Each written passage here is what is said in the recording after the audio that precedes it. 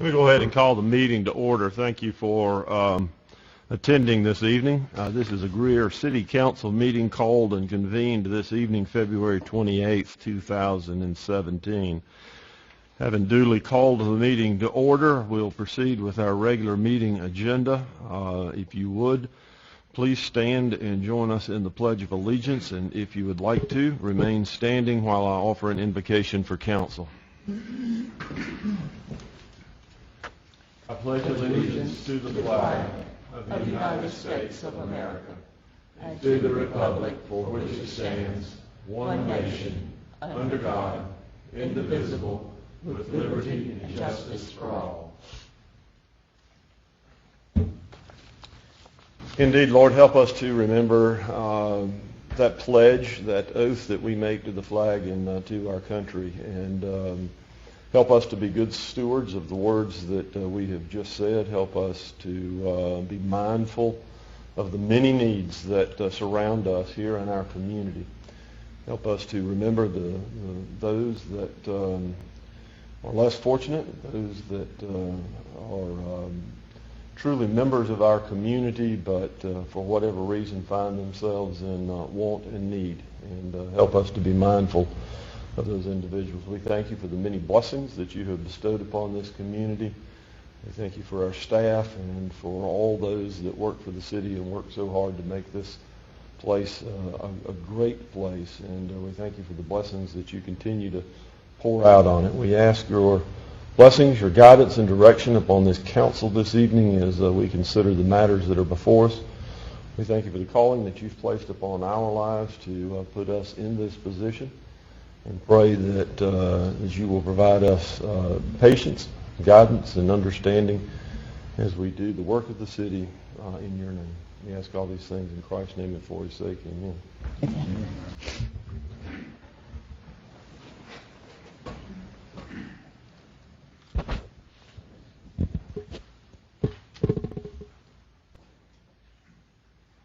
With that, then, we'll move to our public forum, a time we set aside for those that may have items relevant to our agenda this evening. Ms. Duncan, anyone to appear in public forum? Yes, sir. With that, then, we'll move to the minutes of the council meeting. Council, you've got the February 14th minutes contained in your packet. I'll entertain a motion to receive. So moved. Second. Have a motion and a second. Any items of note for the clerk? Hearing none. Ms. Duncan? Mr. Griffin? Yes. Mr. Dumas? Yes. Mr. Bettis? Yes. Ms. Albert? Yes. Mayor Danner? Yes. We've got some special recognitions to make this evening. This past month was Black History Essay Month, or Black History Month, I should say, and we have some contest winners that we would like to recognize. Not sure how many of them are with us this evening, but we want to make sure that those folks get recognized for entering and winning this contest. And Ashlyn Stone, who is our events supervisor, will help me make those recognitions at this point. So, Ashlyn.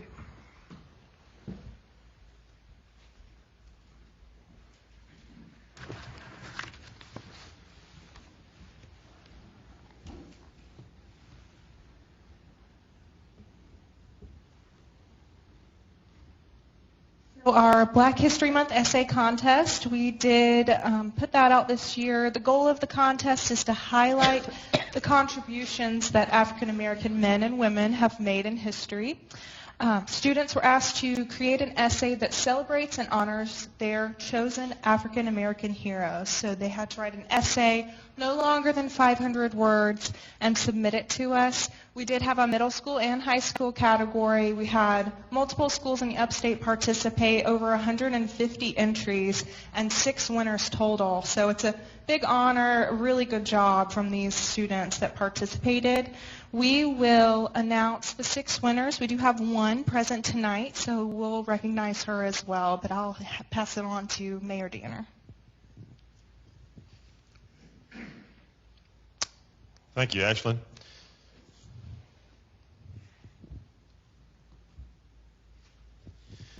Our third place winner in the high school division is Connor Thomas from Riverside High School. He's an 11th grader. Second place in the high school division was Elise Hartzog from Riverside High School, 11th grader. In first place in our high school division, a Riverside High School 11th grader, Jack Woods. In our middle school division, our third place winner is Javen Fuller.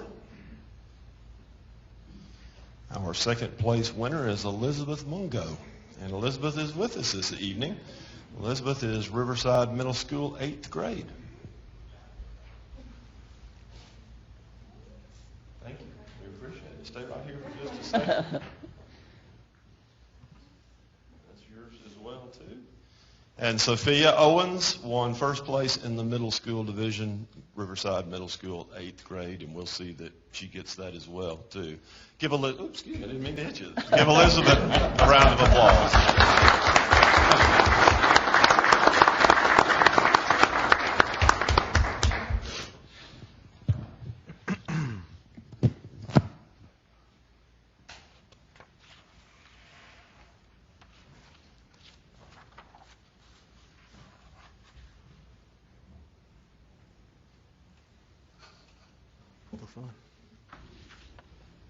Council departmental reports are contained in your packet this evening as usual. If you've got any questions in regards to any of that activity, you'll find that the administrator or department head will be glad to assist you with that. Our financial report is brought to us this evening by Mr. David Seifert. Thank you, Mayor and Council. Tonight we're pleased to bring you the financial report for the period ended January 31st, 2017.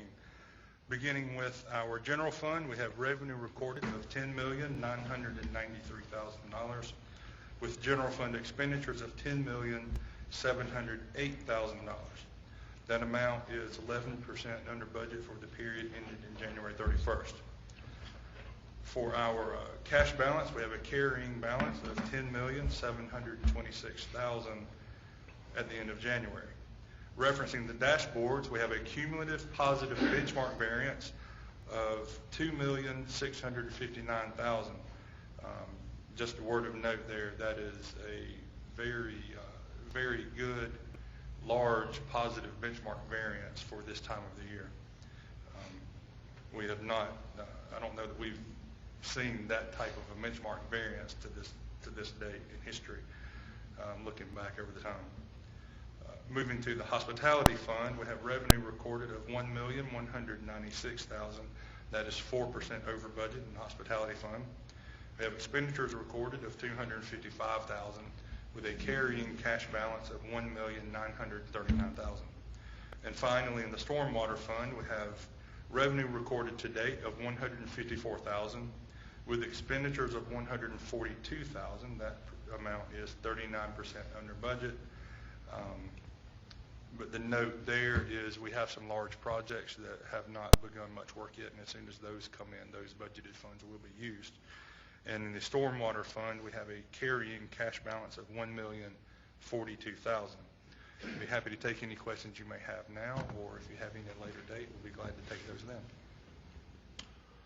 Mr. Seifert, I think you've already made note of it there, but for those that are unfamiliar with our fiscal year, we basically are right in that area of being about halfway through, a little over halfway through at this point. So some of the numbers you read are pretty sound for us to be in the place that we are at this point. So, correct, yes, sir. Yeah, good deal. Others? Thank you, sir. We appreciate your time and information.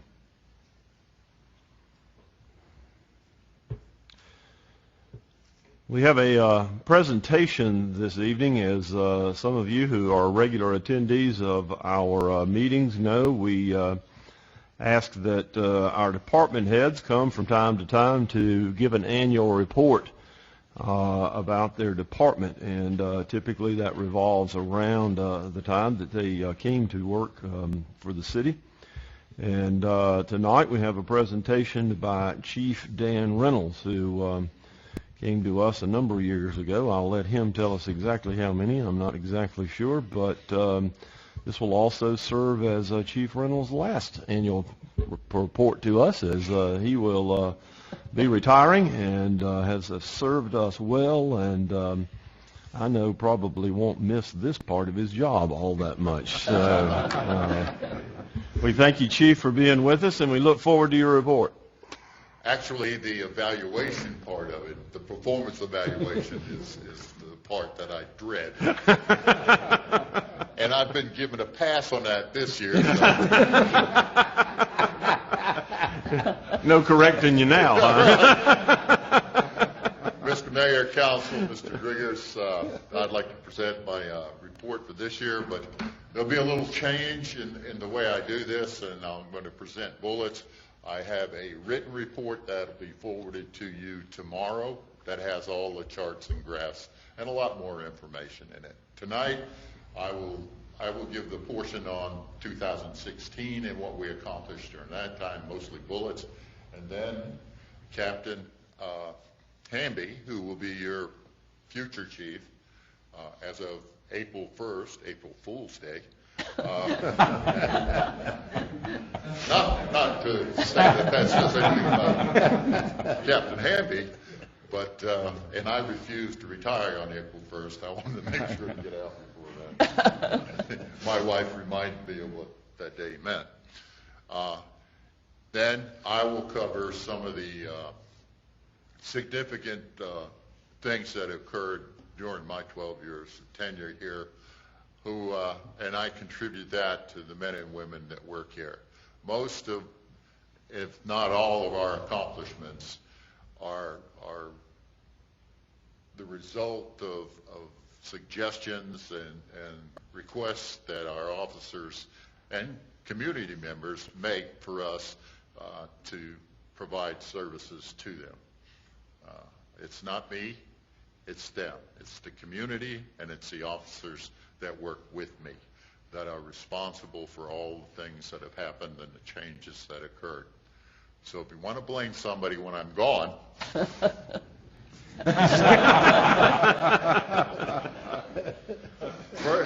first off, the mission of the Greer Police Department is to provide quality services in partnership with the community to ensure safe and secure neighborhoods. It doesn't say it here, but to live, work, and play, as in a lot of our other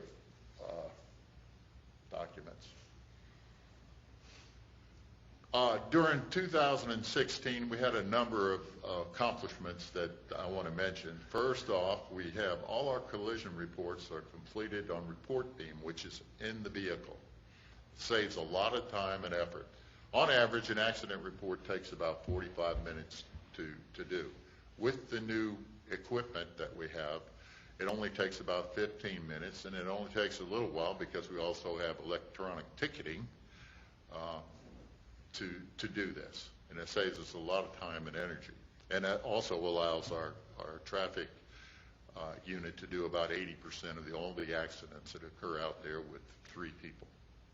Actually 4 with the canine, but they get a lot done that allows the other officers to do preventive patrol in the communities.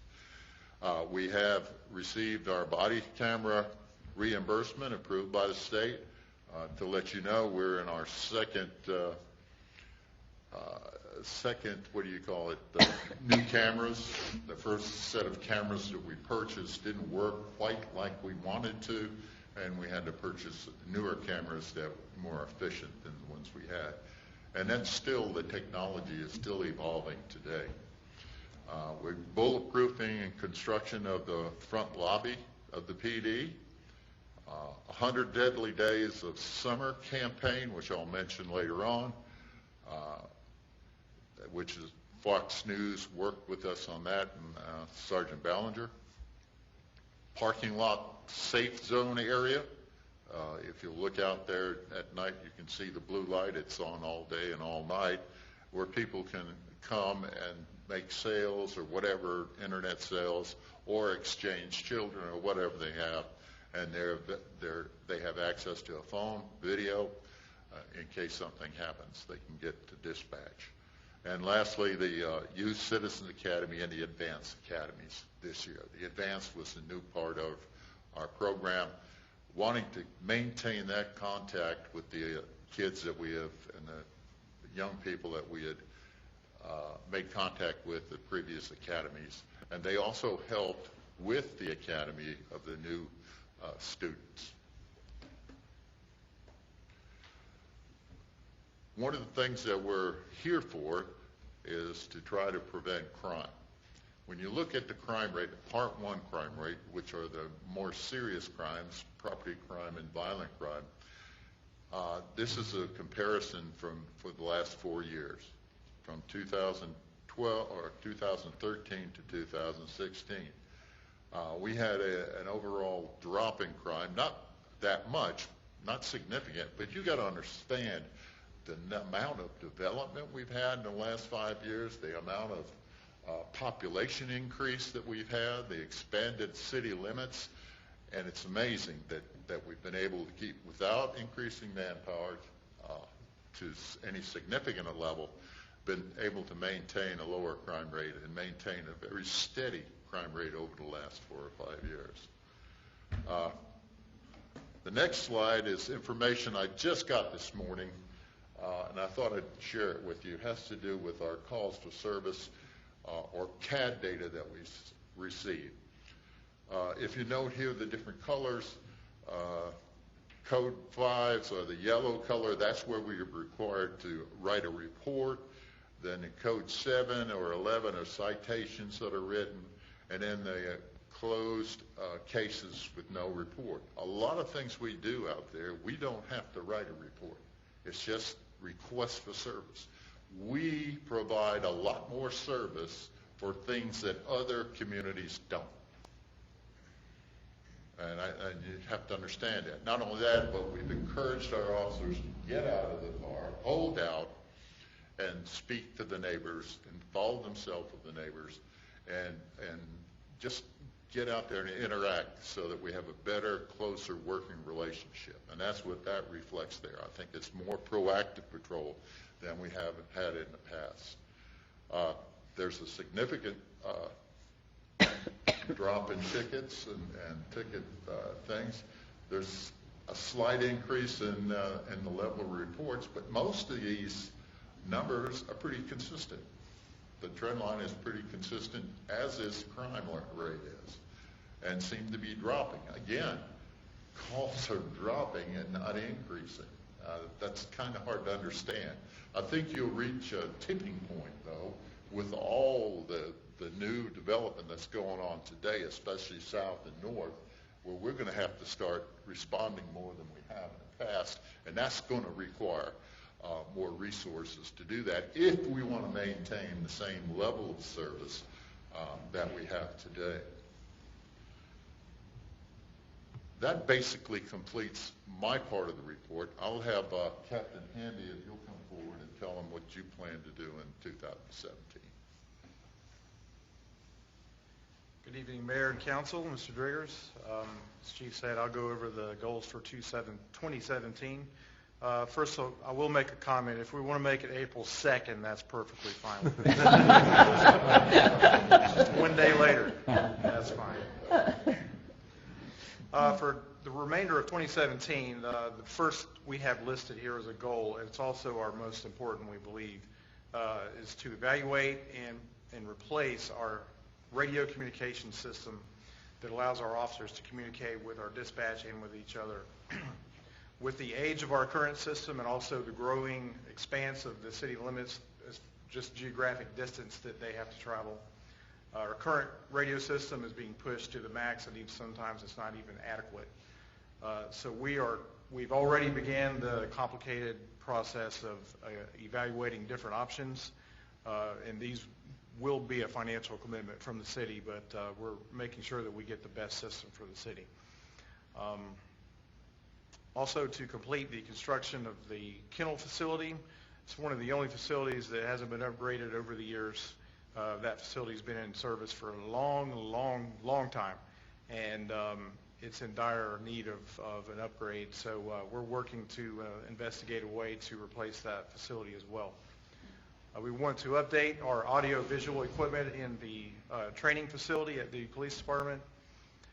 We're hoping to, the technology, as you well are aware, it's over 10 years old, and that's really old in technology world. So we're hoping to upgrade it so that we can make our training room more interactive with the instructors and the students, and also that we would be able to use our training room as an emergency operations center if the need ever came up for that. And we are going to implement a expanded dispatch service, which requires the hiring of 4 additional telecommunicators that you approved in this current budget year.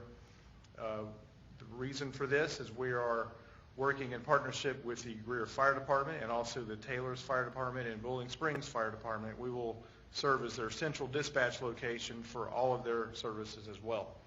So that is a process that's going on now, the hiring and training of 4 additional dispatchers.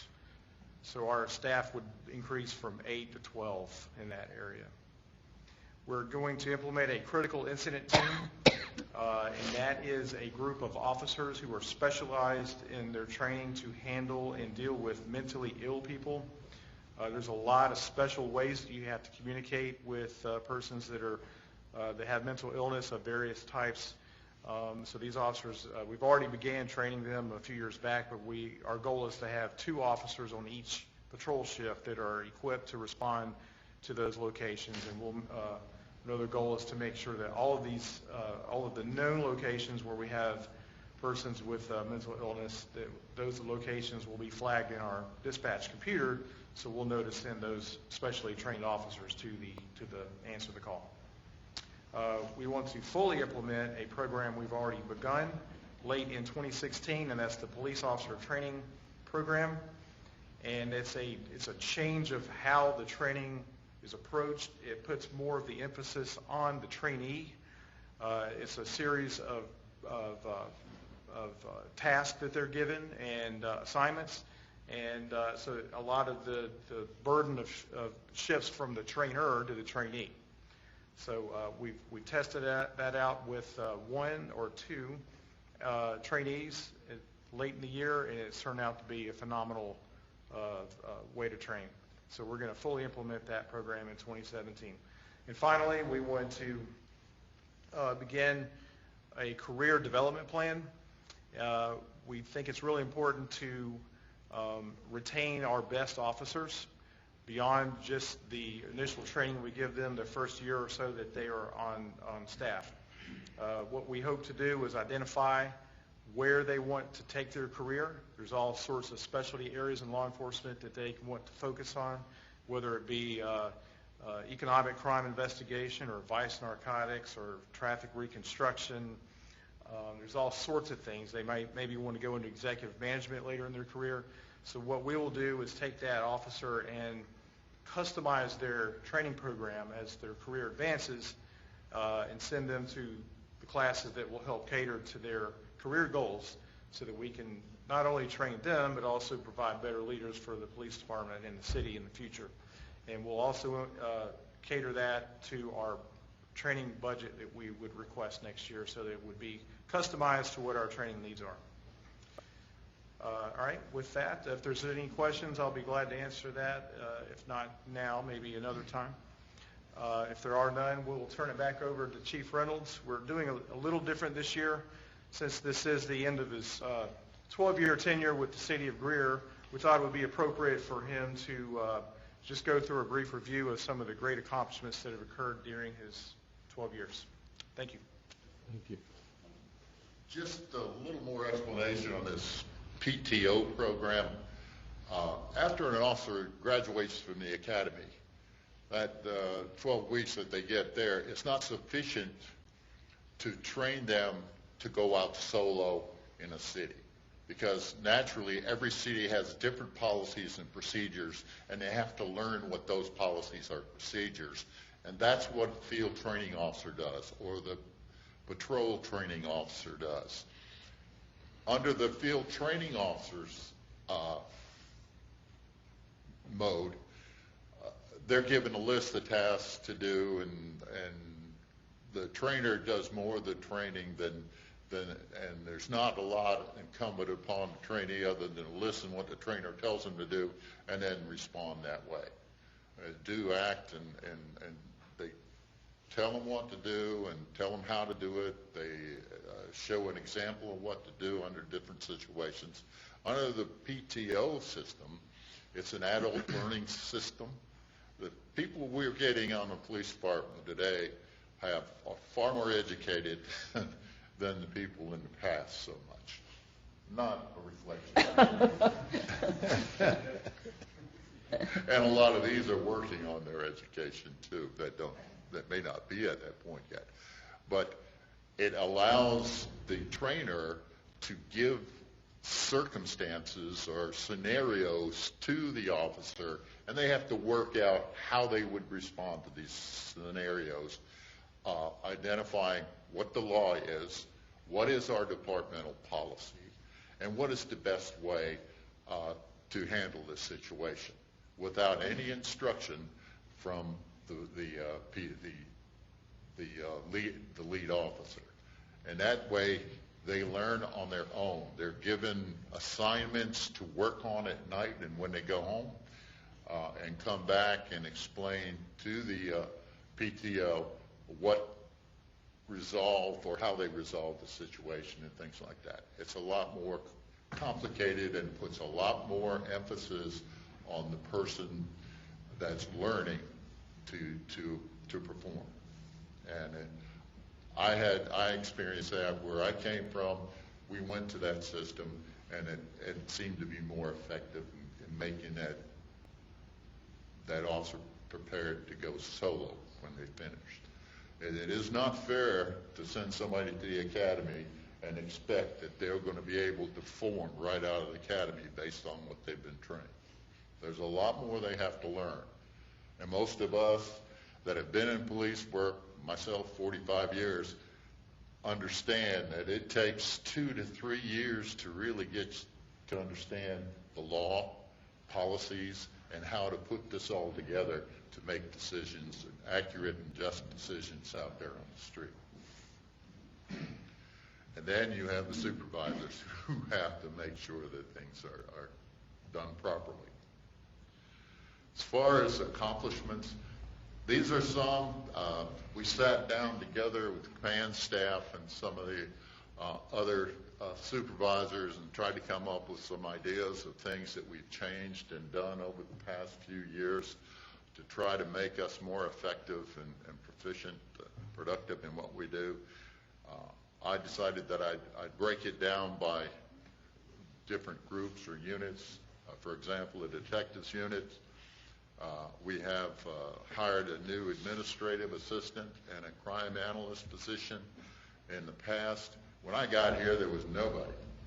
The patrol or the detectives were out there having to do administrative duties, taking case files to both counties, and that was taking away from their time to devote to case investigations. So we hired initially an administrative assistant to work with them, and then we decided that we wanted to work smarter, not harder, and we hired a crime analyst. And today we have an analyst that's very proficient in what she does, very well trained, and holds a master's degree, and helps us to be more proficient in what we do. We hired 2 additional detectives when we added 2 detectives because the caseload is increasing. Full-time civilian victim advocate. When I came here, Officer Tarbutton, who was doing a good job of what he's doing, was running a property and evidence room, was the bailiff, and the victim advocate. There's no way you can do all 3 of those effectively. So we decided to break that up, and we hired an advocate that would spend their full time and energy just doing that. Why? Because we want to serve the victims. The victims have very little representation in court, and when something happens, nobody explains it to them, and that's what this person does. Provides them with an advocate for them in court, and also out of court. If they have problems, they do counseling with this individual, help them through some of these situations. The hostage negotiation team we started, and the E.RT became a very professional team. The picture there you see is a picture of our robot that we purchased. It also has a camera that goes with it so we can move it into position if we have a hostage situation or barricaded gunman position. What you see there is a model with a target. In other words, we can use this as a target, a moving target, and the E.RT members will shoot at it as it moves across the firing range, and hopefully don't break it. We've had a little problem with it in all. It's staff services. We have added an SRO funded by Greenville County School Systems. When it came here, we only had 2. We're looking at probably getting them to fund us another one or some other alternative way to protect the schools. Community outreach, sergeant's position, which we didn't have. We created that. We have upgraded and increased the level of training for all officers. When I got here, I think the budget was somewhere around $25,000. Now it's up over $50,000 for training, and we need training. Training. The law changes all the time. Court decisions change and change the requirements for us, especially today with the use of force issues that are going on now and how to treat people. And we're fortunate we have other funds that assist in that. We have the Citizens and the Youth Academies. Prior to me being here, there were some form of academies for a while, and that stopped, and we started to reestablish them, and from them we get Citizens Alumni Volunteer Program, and you'll see at every event those people out there working with us, doing traffic or helping with us, first aid stations, etc., with events out there. And we published the number of hours. In fact, it'll be in the annual report they spend with us. We have a FATS machine. We were talking today, well, what the heck does FATS mean? What did we say it meant? Firearms Training Simulator. And I think some of you have already tried this thing out. It has nothing to do with dieting, okay? I could probably use it. But anyway, the FATS machine has been very useful in terms of the use of force, not only for us, but we let the media go through it to let them know how difficult it is to make a decision, key decision to fire in the time that you're going to be allotted to do that. I mean, when you go through this thing, I think you get a better understanding of the kind of decision officers have to make when they do have to shoot. We upgraded the range at minimal cost with the help of Public Services and Sergeant Ballinger, who God knows everybody in the world, and the National Guard, who provided some assistance also. Initially, the bid we got was something like $110,000 to improve the range, and we did it with $45,000 or $50,000 with the help of Public Service and the Guard. We increased, we established a statewide training site. What that means is we have a lot of training conducted here by the U.S. Attorney's Office and the State Attorney's Office that ordinarily wouldn't be trained here because of our facilities that we have now. We train in the Cannon Center, we train here, and the Academy will also train in our training room, which we encourage that. We even sponsor some training and allow other departments to come here and train with us. I've lost my place.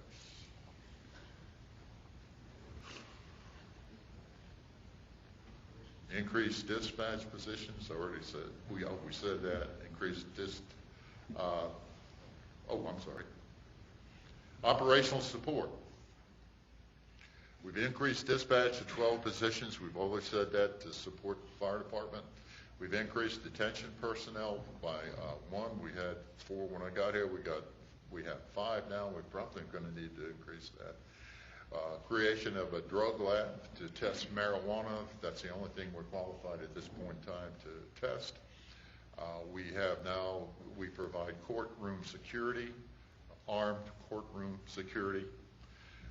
We have bulletproofing in the lobby, upgrade animal control position to a Class 3 position so that he can issue subpoenas and doesn't take time away from the officers on patrol. We have a new canine unit. Yeah, we had canine when we came here, but they weren't all that effective. We use our canine unit to interact with the community.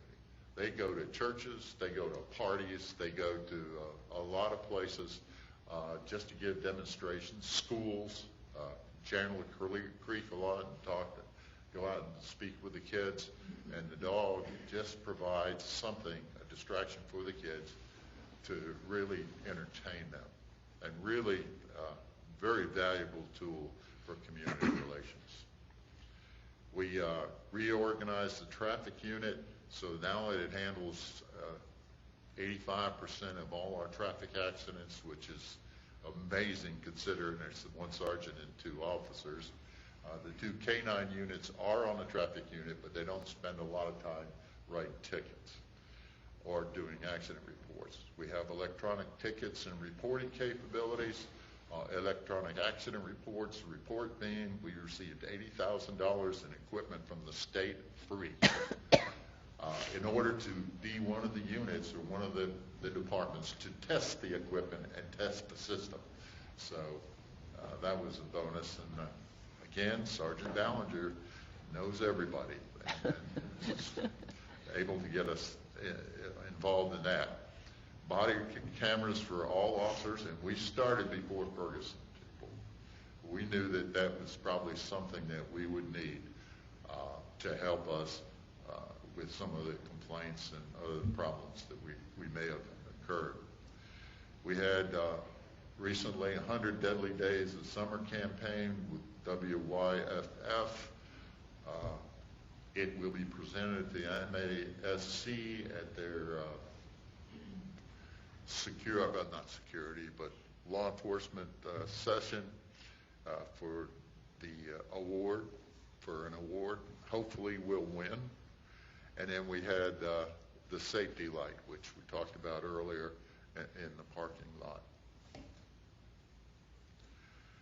Administrative services, we have the Guardian tracking system, which tracks officers' performance, complaints, commendations, etc. We adopt a stricter pursuit policy. We very seldom pursue, and if we start, we cut them off. Why? We don't want to endanger other innocent public. We upgraded the administrative assistant's position. He does a lot of budget tasks for me. Smurf is going to reviewing our policy and procedure manual. We turned it over to him about December so we can upgrade our policy and procedure manual. Should be done by the time the captain takes over. Not only that, but Smurf has decided as a policy to audit every department that's a member of Smurf policies, critical policies like use of force, pursuit, etc., as part of their program. So hopefully we'll have one leg up when they come in here to do an audit. And I think our audit, when is that scheduled? May? Okay. We, in terms of awards, we won the MASC award for the Sydney project. We submitted the award for 100 Deadly Days summer campaign, and I believe we won the city award. We won a city award with HR for a AAA program and the Deadly Days of Summer. Just a little information about the education level and certification level of police officers. We have approximately 58 police officers. Of that, 11 of them have associate's degrees and 2 of them almost done with their bachelor's degrees. We have 19 officers with bachelor's degrees and 3 almost finished with their master's degrees. We have 8 officers with master's degrees. We have 4 officers that have completed the FBI Academy, and our victim advocate became nationally certified, which is significant, and then the canines are nationally certified, which again is significant for their program. In terms of grants, since I've been here, we've received federal grants in the amount of $510,000 and state victim advocate grants in the terms of $25,000. That completes my report. I appreciate your attentiveness. Does anybody have any questions? Council? Chief, I know you served as well as President Chief of the State Association as well of Police Chiefs, did you not? And I was president of the board of, thanks to Martin Robinson, of Greer Relief and on the leadership committee, which I think we all should take part in community activities. Exactly. The one thing I would like to say is, and I think I wrote it in my report, I appreciate the opportunity to work here. I would not leave here. I'm leaving to go to Bluffton only because my kids live down there. I would not leave here otherwise. I've loved every minute I'm here. I've had some trials and tribulations while I've been here, but I've got through them all right. I've had good guidance from Mr. Driggers. He's a hard ass. You've been waiting on that, Mr. Driggers. You've been holding that in a while, ain't you? But it's helped me to learn and kept me in line. I thought it was March 1st. And I need somebody to keep me in line to save my life. And again, I appreciate the opportunity to work here, to live here, and play here. I really love this place and the people that work for me. You've got a solid group here of dedicated and loyal individuals, both civilians and sworn, that work very hard for you and the community, and I think they will continue to do that under the leadership of a capable leadership of Captain Hanby. Thank you. Indeed. Thank you, sir. We appreciate it.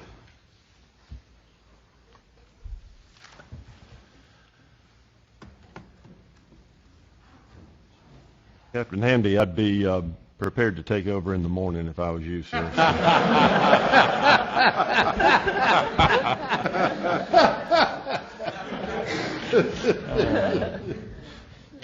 Mr. Driggers, our administrator's report, please, sir.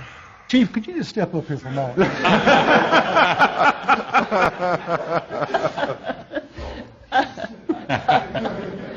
Looking for your bullet.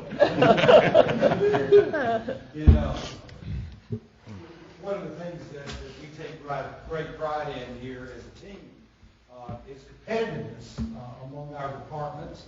They work very well together, but we're also very competitive.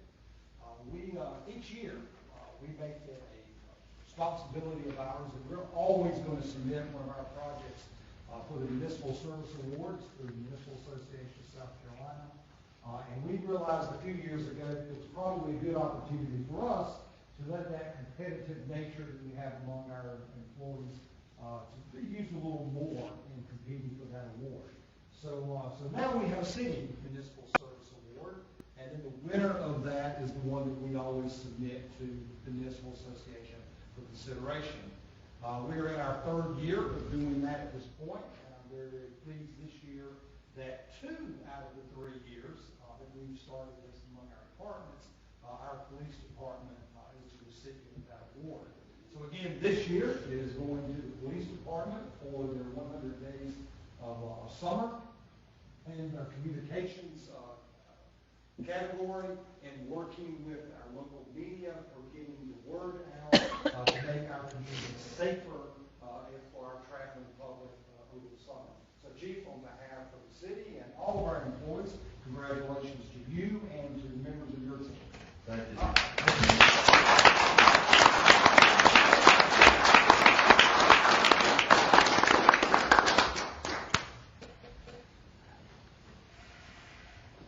I'm doing his department inspection tomorrow. As I said. Very good. Mayor and Council, a few items that we do want to make you aware of. One is the annual reminder that we're going to let you know that your state ethics reports are due on April the 1st. Remember, that is a change of date over years past. It's been moved up to April 1st, and every once in a while we have a couple of folks that let that sneak up on them, so we will continue to remind you through the remainder of this month. If you need any assistance with that, with any information, do note that there is a change in the state ethics law this year. If you have not yet pulled up that report, it is highlighted on the front page of the report indicating how you would comply with that if necessary. It doesn't affect everyone, but if it does affect you, it affects how you are reporting on your state ethics report. But again, due April the 1st. One of the things that I think is also appropriate that we report tonight, receiving our annual report from our police department. As we are sometimes made aware, there are a number of organizations that do ratings and rankings of communities. And one of those this past week has notified us. This is called the SafeWise Report. And one of the things that they do in their compilation of data across the state of South Carolina is looking at how safe cities are within our state. And we were notified this past week that the city of Greer is listed among the 20 safest cities in South Carolina for our accomplishments through 2016 and recognizing that award in 2017. So again, to the members of our team at the police department, we're very, very proud of what we've been able to do to continue to make our community a safe community. And so there are other communities in our upstate area, in both Spartanburg and in Greenville County, and we are indeed glad to be among that number, among the 20 safest places in the state to live, work, and play. So congratulations on that. You will find, I have placed a set of plans out on the table tonight. I'm only doing that as a matter of information because I want to make you aware that between now and your next meeting, we will be evaluating bids for a demonstration project. It is our sidewalk demonstration project on Brushy Creek. One of the things that we will need to consider next meeting when it's placed on your agenda for approving the bids, one of the things that we'll have to consider is an alternate that we placed in that bid. The way that we bid it was to ask the contractors, we had 4 that came to the pre-bid session, 2 actually submitted bids, and in that process we asked them for the project area from beginning to end to give us a price in doing repair and replacement and new installation of sidewalk so that we would have a continuous sidewalk from Highway 14, Main Street, all the way to Kids Planet. And our objective ultimately is connecting Kids Planet to downtown. And our overall community sidewalk pedestrian plan is that we would connect parks and neighborhoods within themselves, and they would also connect to our downtown area as well. The alternate that we've asked our bidders to consider is where we considered repair and replacement of some existing sidewalk, is also that we would consider taking all of that sidewalk out. And so what we have available to us in looking at those plans, if you would like to see those this evening, I'm glad to stay in and review those with you. But it would be a matter of, in that demonstration project, would we have new sidewalk in its entirety from Highway 14 to Kids Planet? Or do we use existing sidewalk where we can by making repairs and cutting the edges back for the width of that sidewalk? And of course, you'll see when we present the bids that there is obviously a difference in price. and when we consider that, but we wanted to make sure as we approach that decision that will need to be made in a couple of weeks, that you have all the information that you'll need. I've got those with us this evening. I'll also have that with you during your council planning retreat next week, so that if you have any questions, we can make sure that we review that. So I just wanted to offer that as information, and that will be placed on your agenda for your next meeting. One of the things that as we are continuing to look at fulfilling some of our plans, particularly in the downtown area, obviously we're moving forward with the sidewalk demonstration project, but we also are moving forward with our streetscape project for downtown. We will again have some additional information that will be available on that project when you meet next week. But we are at that point that we need to make sure that our planning efforts, our design efforts are continuing to move forward. You previously appropriated in our budget this year planning funds, and so it is my intent for us to continue in that process. We will continue to work with Kimley Horn. They are the group that did our original community master plan. They've done some additional planning for us relative to parking and design elements, including wayfinding signage and the study of what our streetscape project would look like downtown. We have retained already through our project civil engineers that will do the architectural and that will do the civil engineering part of that work. But it is necessary for us to include the design elements of that. What the streets will look like, what the furniture will look like, what the landscaping will look like, how we combine that into our existing structures that are out there. So we are moving forward in that process, and we will continue in our relationship with Kimley Horn. We are continuing to anticipate that in 2017, Greer CPW will do most of the utility work that will be necessary there in the downtown area. And we are anticipating that possibly late 2017, but most likely 2018, we will be following that utility work with our streetscape work.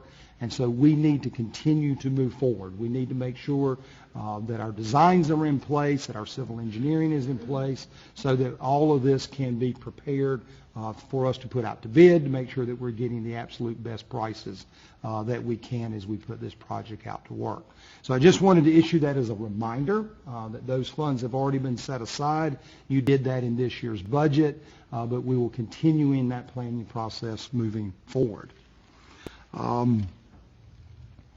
You may have seen, either in social media or through some of our traditional media outlets, we have received a great gift from our artist that is doing our Tube Dude project. As you are aware, we have retained an artist to do 8 of those that are life-size, but we have an above life-size Tube Dude that greets people as they come into City Park.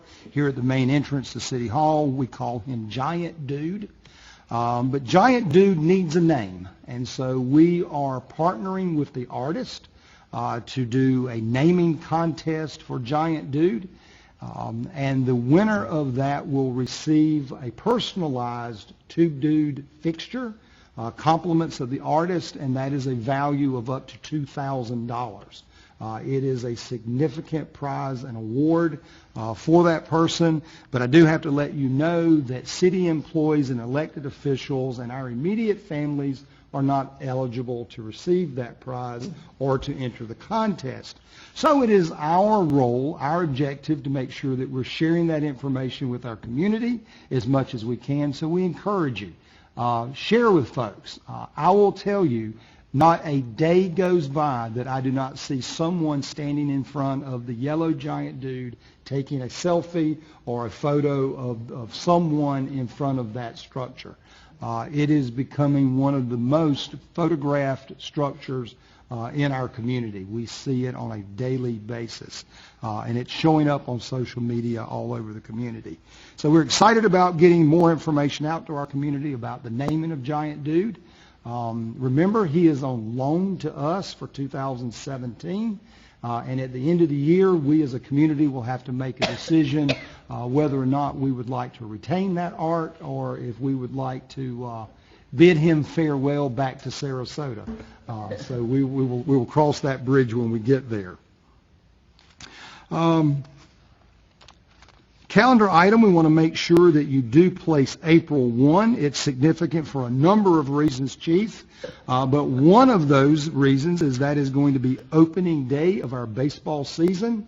And it is a grand celebration indeed. We will be dedicating the newly renovated and new facilities that are at Century Park. And we are excited about that in the opening of our baseball season this year. But on April 1st, that will be opening day, and it will also be the day that we are dedicating those new facilities there at Century Park. So we look forward to having everyone there.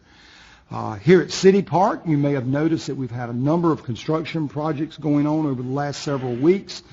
February is traditionally where we will close the pond and we will do our annual maintenance of the pond area. We have indeed done that, and that work is completed. We have also made some significant renovations to the men's and women's restrooms at the Kennels Center. That was part of our project this year. Those are completed, and we're looking forward to opening that facility this weekend for a wedding that will be taking place down there. And then also you may have seen a number of workers in our children's playground area. We had some warranty work that needed to be done on the surface, that playground surface that was there. They came in and completely resurfaced that playground for us as a warranty issue because we were having a couple of problems with it. But they, instead of trying to make repairs, they came in and completely removed it and replaced it. So we were very glad of that. But those projects are now complete, and the park is reopened, and the pond is reopened, and we will reopen the Kennels Center this weekend as well. I think you'll certainly appreciate and find pleasing a number of those improvements that have been made. You've probably seen through the community that we have now completed and wrapped up our leaf season collection. That went very smoothly for us this year. We always will put those trucks out a little bit more right outside the end of the season to kind of catch those stragglers, those folks that always try to put out a little bit at the very end, and we had no problems with that. We were able to get that out, get it collected. It's been a very, very good season for us. Our community, our citizens are becoming more and more familiar with our rotation collection system. It is very efficient for us, and it is working well. But that part of our season is now concluded as we've wrapped that up. I do want to remind you about our council planning retreat. I will have a written communication that will come out to you tomorrow that will have a little more specific information, but I received a request today from one of you requesting a couple more discussion topics, so we're working that in to make sure that we can cover all those items that you've asked for us to cover. But we are meeting next Tuesday and Wednesday. We will begin at 10 a.m. on each of those days. That is at your request. We intentionally moved that back so that you can kind of get your day started, handle a number of things that you need to handle as part of your business day, and then we will gather here at 10 o'clock. We will have sessions from 10 o'clock on up till about 6. On Tuesday, we will regather again on Wednesday at 10 o'clock, and we will probably run up until about 4 or 5 o'clock on Wednesday. So it is 2 full days for us. We do have dinner plans for you on Tuesday evening, but we are hoping that those are going to be a bit more social than they are working. So again, we will stop about 6 o'clock, have an opportunity for some time for us to enjoy a meal together, and then we will regather again. Again, that is next Tuesday and Wednesday. You will probably be involved. I'm going to suggest this year that we'll be in session. We'll be in workshop for about 15 hours out of those 2 days. There are a lot of topics to discuss, but everything that you've asked us to put on that agenda, we've put on those agendas. So we've gotten everything you've asked us to do. The last thing is I want to make you aware of an event that is happening here in our community, not supported or endorsed by us, but it is one of those events that we are involved in because it is the facilities are being rented by us. There is a Trump rally, a pro-Trump rally that is being advertised and held in the amphitheater. That will be taking place this Saturday. It is this Saturday from noon until 3 p.m. We are already starting to receive some phone calls from folks asking us. Some phone calls are congratulating us for sponsoring, and others are saying we should not be sponsoring. And our response to all is that we are neither sponsoring or not sponsoring. We have rented the facilities to a group that have asked to do an event, and that event will be taking place here in City Park this Saturday. Wanted you to be aware of that, as well as that if you have any inquiries from folks about our participation in that, it's a public rally. And it will be conducted as any type of a public gathering or demonstration would be for any purpose. And our police department is aware of it, and we have personnel and staff that will make sure that it's a very safe environment. But it's starting to receive a fair amount of media attention. We're noticing through the local and regional media that it's receiving more attention. And because of that, we really don't know what the attendance may or may not be.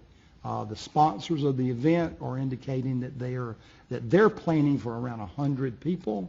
We would suspect that the crowds would probably be larger than that.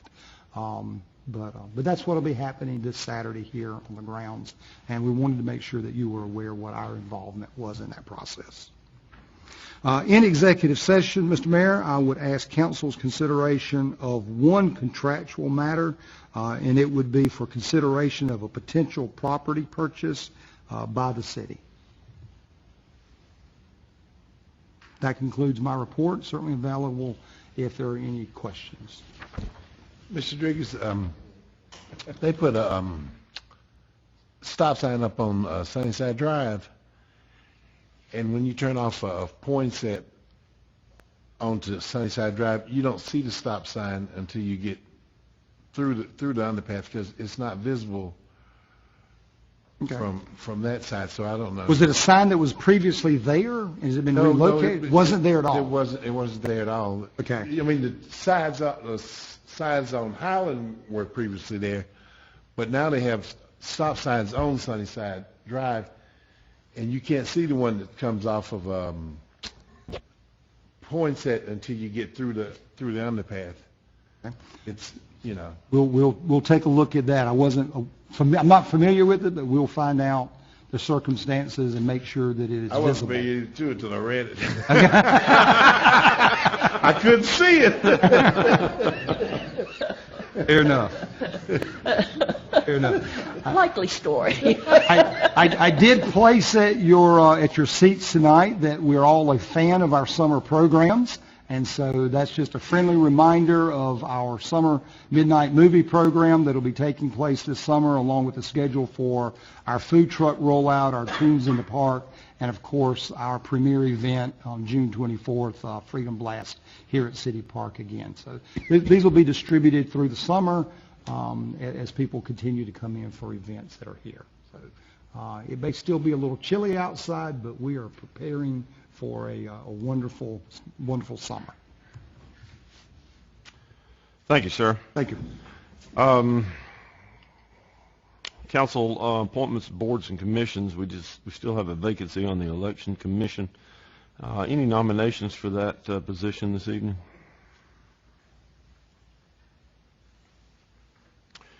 We will need to fill that term. I would ask your consideration that we have nominees by our next meeting. If you would, please, we'll be shortly getting to the period of time where we'll need to have a commission in place as we move to some state elections in the next year, and there is some training required in regards to that position. So if you would Please be prepared to bring a nomination, if you would. We'll move to items of old business, the second and final reading of ordinance number 2-2017. This is an ordinance to change the zoning classification of property owned by L's Holding LLC located on Wadehampton Boulevard and Tryon Street from C3 Highway Commercial District to DRD, which is Design Review District. We have no additional information than was presented at first reading, Mr. Mayor. No additional information from first reading. Do I hear a motion to receive? So moved. Second. Have a motion and a second. Floor is open for discussion. I'd just like to make a comment. These are the gentlemen here representing it. It was a waste of your time, your money and my time to send a certified letter. Same information that I got in an email about a month earlier. It was just a waste of my time, so I wouldn't do that. Comments? Others? Ms. Duncan? Mr. Griffin? Yes. Mr. Dumas? Yes. Mr. Bettis? Yes. Ms. Albert? Yes. Mayor Danner? Yes. Second and final reading of ordinance number 7-2017, an ordinance to change the zoning classification of properties owned by Hong Tran and My Tran located at 813 North Main Street from R12 residential to C2. Any additional information in that regard? No new information, sir. No new information from staff. Do I hear a motion to receive? So motion. Second. Motion and a second. Comments? Questions? Hearing none. Ms. Duncan? Mr. Griffin? Yes. Mr. Dumas? Yes. Mr. Bettis? Yes. Ms. Albert? Yes. Mayor Danner? Yes. Council, in executive session, we have one matter to consider, a contractual matter. Do I hear a motion to adjourn to executive session? So moved. Second. Have a motion and a second. Motion and second. Oh, Mr. Bettis, excuse me. I thought it was. Have a motion and a second. Ms. Duncan? Mr. Griffin? Yes. Mr. Dumas? Yes. Mr. Bettis? Yes. Ms. Albert? Yes. Mayor Danner? Yes. Council, in executive session, we have considered one contractual matter, taken no action. Do I hear a motion to adjourn? Motion. Second. Motion and a second. Ms. Duncan? Mr. Griffin? Yes. Mr. Dumas? Yes. Mr. Bettis? Yes. Ms. Albert? Mayor Danner? Yes. Stand adjourned.